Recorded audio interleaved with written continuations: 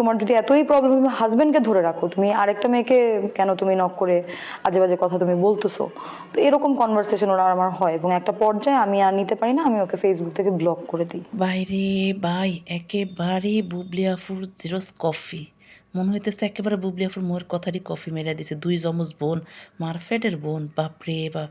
যেমনটা বুবলি আফু 16, 17, 18 সালে উপবিশ্বাসের সাথে করেছে ডিভোর্স হওয়ার আগ পর্যন্ত, বুবলি আফু এই সেম কাহিনী উপবিশ্বাসের সাথে করেছে আর বলেছে ফোনে এইরকম লড়াই চলছে বুবলি আর অপুর সাথে, যে নিজের স্বামীকে ধরে রাখতে পারে না। এই কমপ্লেনগুলি শাকিব খানের কাছে উপবিশ্বাস দিয়েছিল।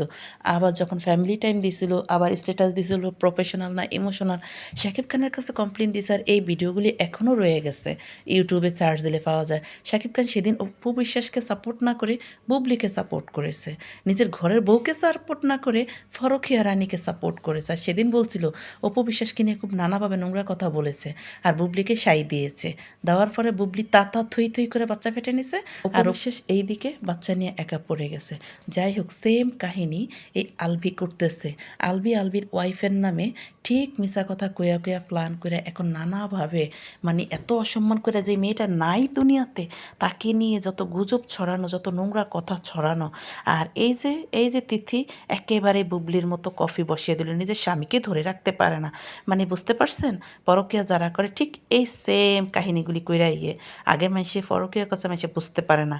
16 সাল থেকে মানুষ বুঝতে পারছে যে শিক্ষিত মানুষ করলে আমরা সমস্যা কী, বুঝ জ্ঞানী জায়গার দেখে মানুষ শিখে, তারা করলে আমরা সমস্যা কী। তো সেম শাকিব খানের দেখা আলবি শিখছে, আলবি কফি করছে, বুবলিরে দেখা এই তিথি কফি করছে।